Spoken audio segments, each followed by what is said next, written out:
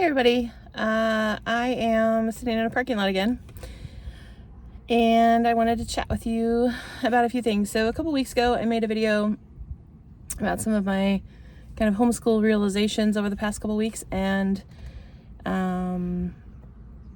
many of you let me know that you enjoyed hearing those, and so I thought I would do another one of kind of the things this week and last week that I've kind of realized in our homeschool. So if you're new here, I have a 12-year-old 7th grader and a 9-year-old 4th grader. And some of you, there's probably a few of you that have followed me for a really long time, like since my kids were little. I guess I used to make videos of my daughter and like her preschool at home and her toddler learning time and all of that years and years and years ago. Anyway, I was looking through some of those old videos recently. Actually, I was privating them on my channel.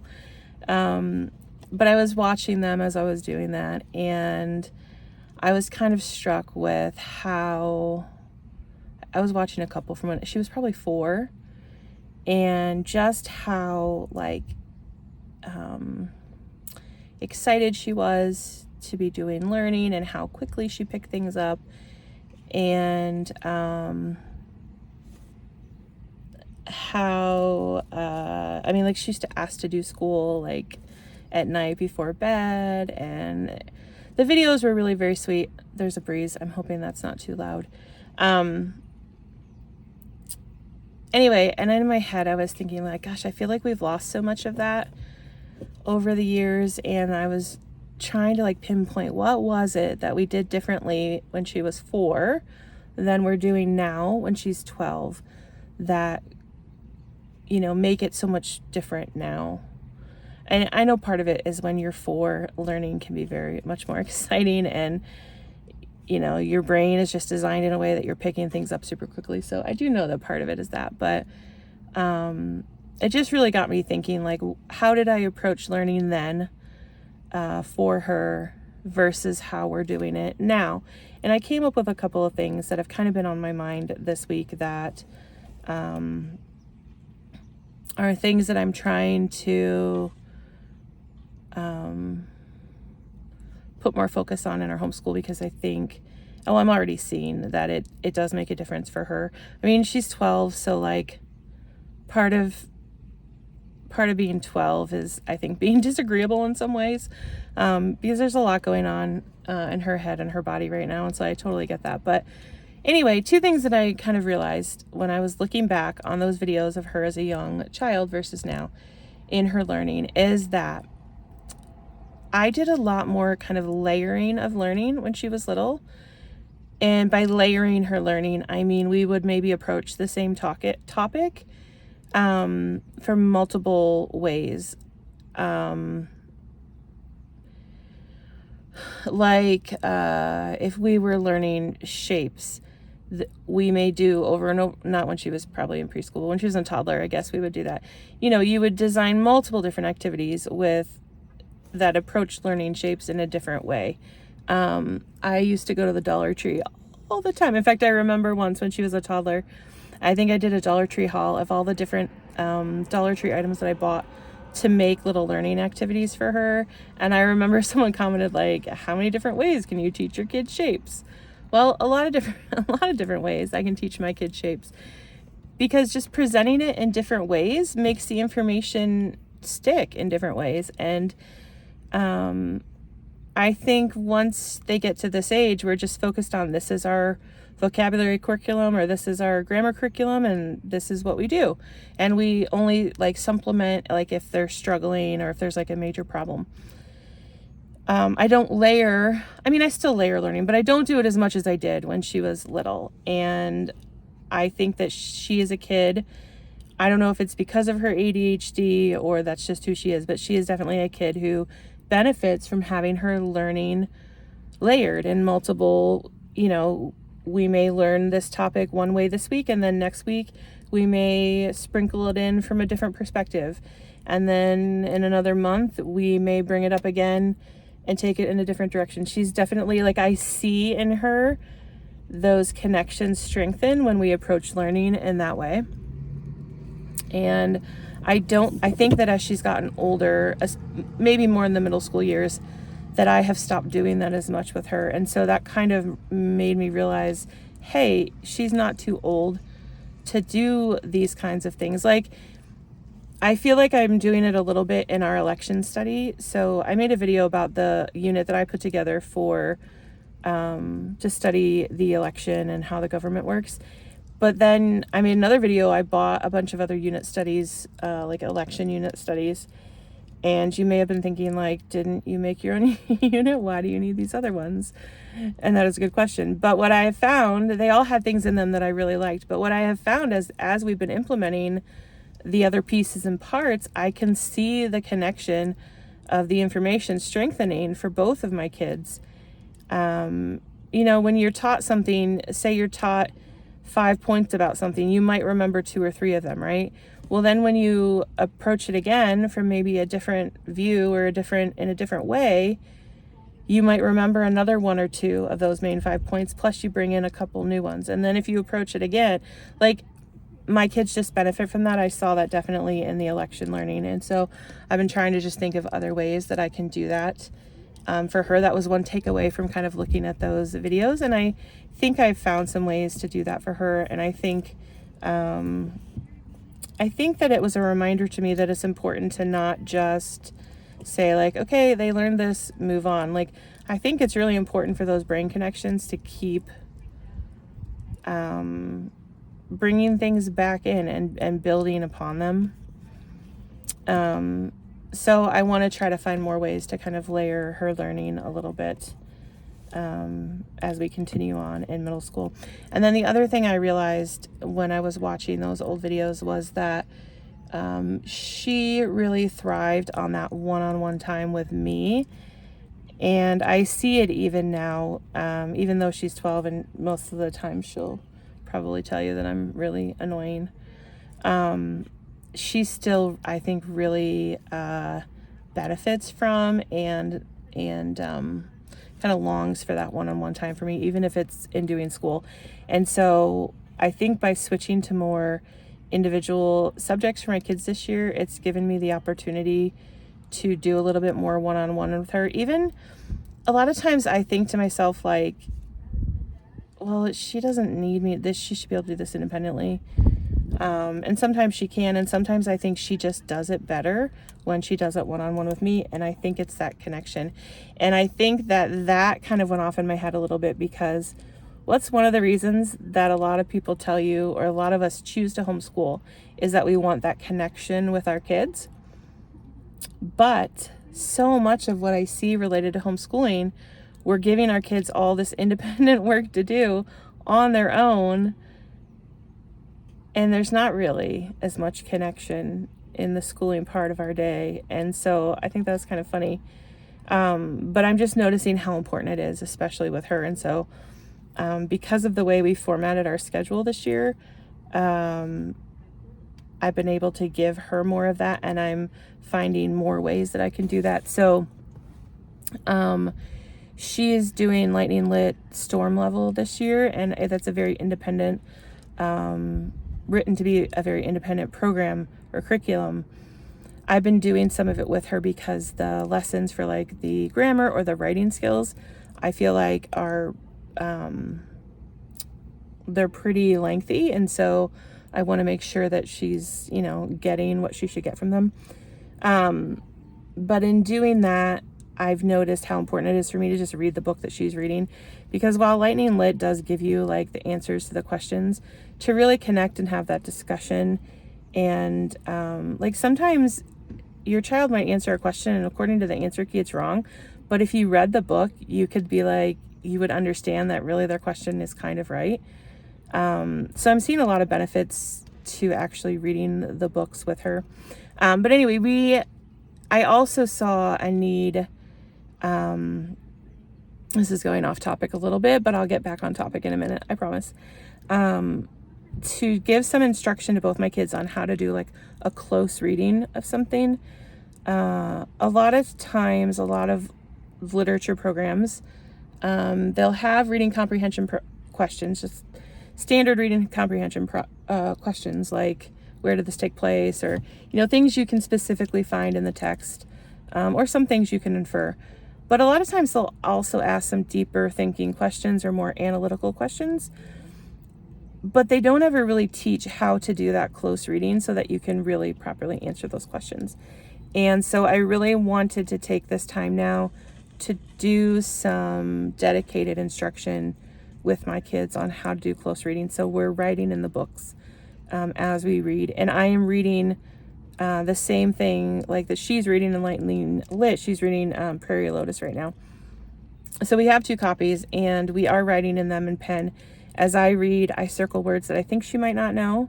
She's supposed to circle words she doesn't know, but she doesn't like to do that because she knows I'm going to make her fill out vocabulary cards on them.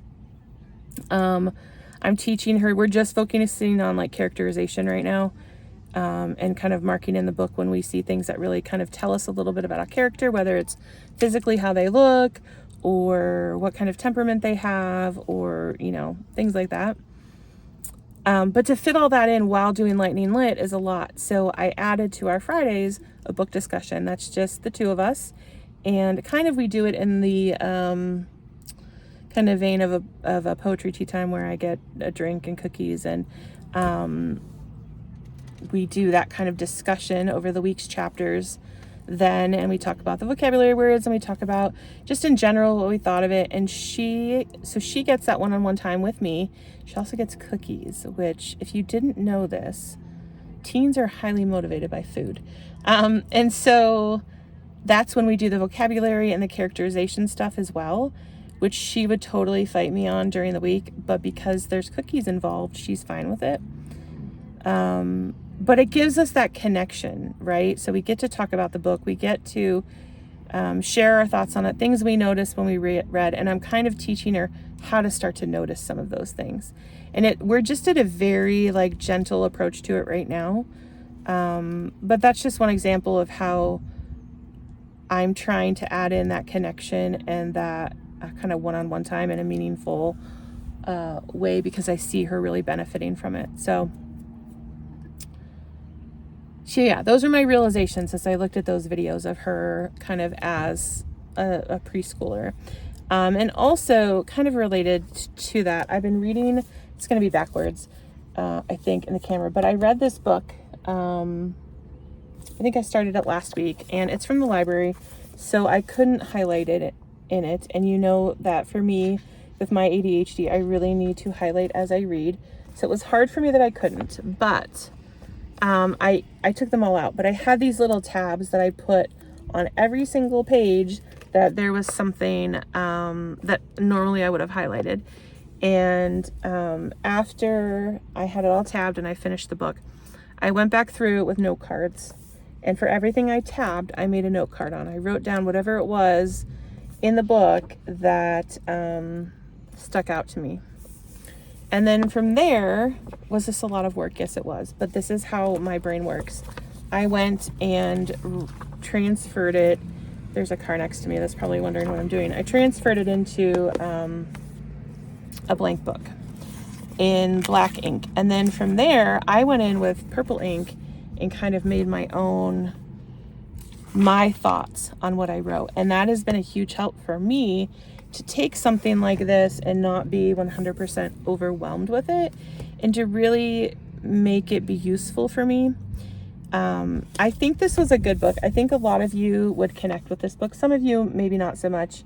But the author of this book is an educator, and she, I believe, she worked with gifted students for quite a long time until she came home to homeschool her one of her neurodivergent children. And there were a lot of things in this book that I connected with, and some maybe not so much, but I felt like it was a worthwhile read, or I wouldn't have taken all these notes on it. But the title of the book is Why We Homeschool by Colleen Kessler. The subtitle is Cognitive Advantages Actually, that's not the subtitle. The subtitle is A Child-Focused Approach to Raising Lifelong Learners. Where did I get that cognitive approach? I don't remember where I took that from. She was talking about why we homeschool, and that there's cognitive advantages, mental and physical health advantages, and social emotional advantages. But anyway, the book goes over exploring strengths, finding wonder, a love of learning, play matters, 6 key learning skills, can creativity be taught, embracing adventure, the family team, the most important thing, and start now. And there was a lot that I found kind of inspiring or that I connected with in the book, and I thought I'd tell you just a few of those things. You can kind of decide if it's something you might want to read. But the one thing that I really is kind of sending me in a research direction was the topic of strength-based learning, which is also known as like positive education or asset-based learning. And I don't really think I know a lot about it, but she talked about how when you apply strength-based learning, you work to shift your perspective from a deficit-based approach or model, which basically you're identifying or addressing weaknesses and challenges. And so you switch from that kind of a focus to a model where you're really emphasizing your child's talents and strengths. Oh, it's windy. And she said, when kids spend their time immersed in areas of strength and focused interests, they develop intrinsic motivation. They enjoy learning for its own sake. And I thought that was interesting.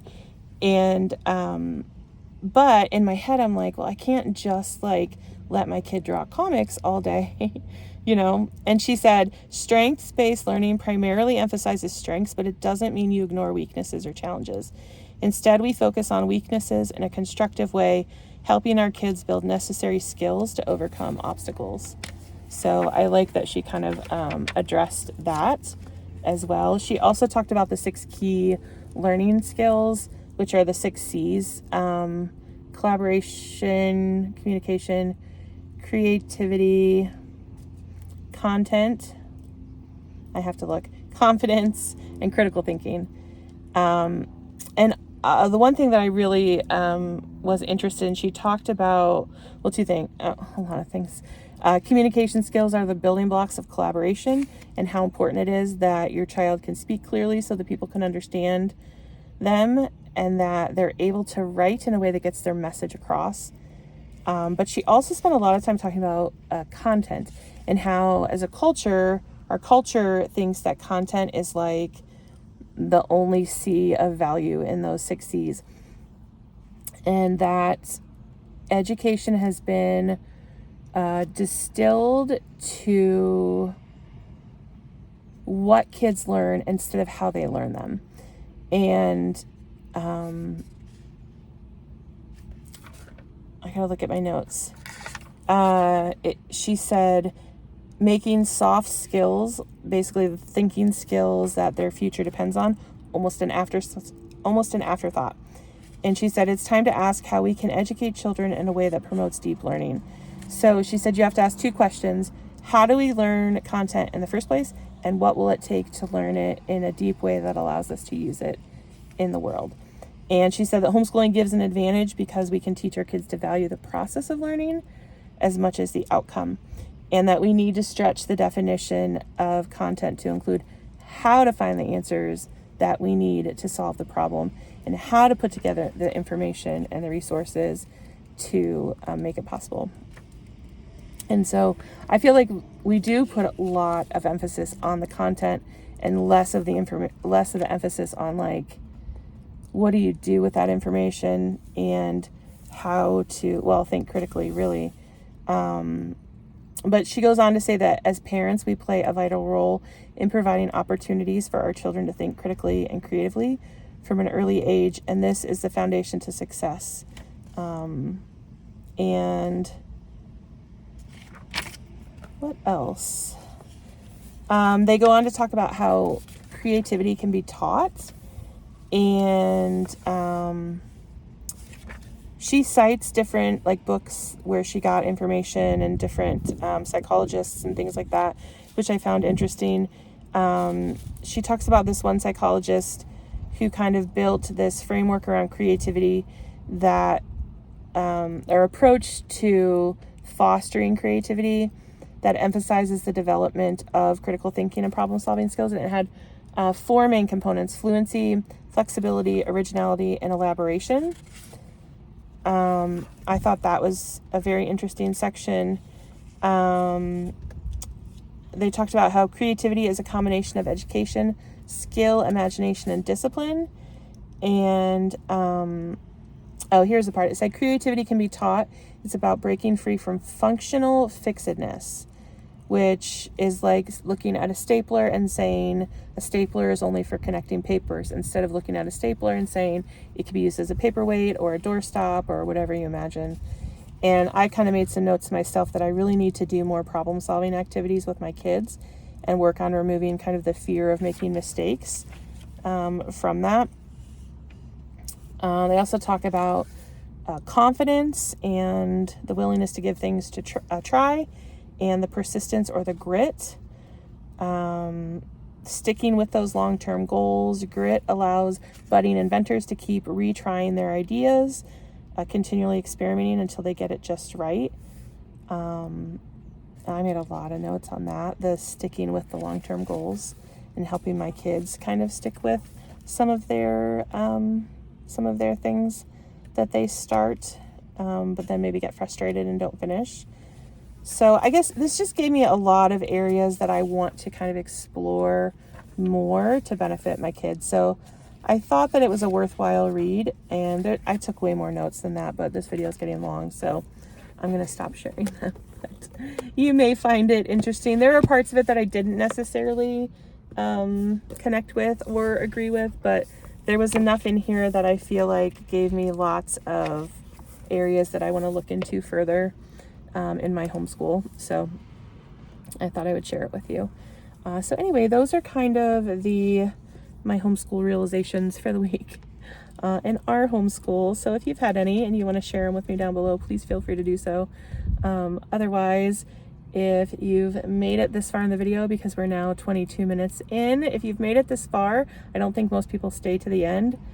Put an emoji of your favorite animal down in the comments so that I know you stayed this far. I'll do mine too. So anyway, thanks for watching. I've got a Target order. I got to get it home, and my kids have not called to ask for time on the Switch, so it's a win-win. I made it. All right, thanks for watching. I'll talk to you down in the comments.